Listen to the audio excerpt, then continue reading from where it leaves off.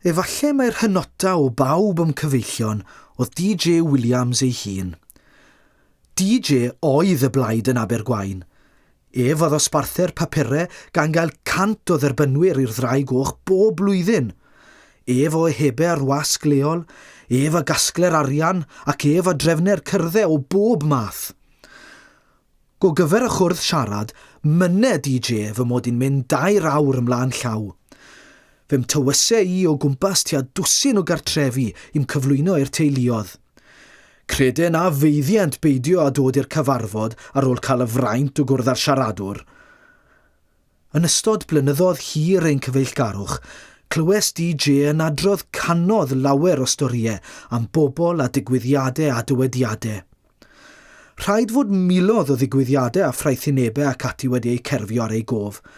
Gallai alw arnyn nhw fel y mynnau. Ni chlywes ef eriod yn ei ailadrodd ei hun. Roedd stor ei storiau mor amrywiol a bywyd, rhai ohonyn nhw'n goch iawn.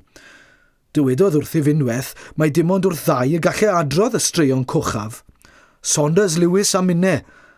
Am bar.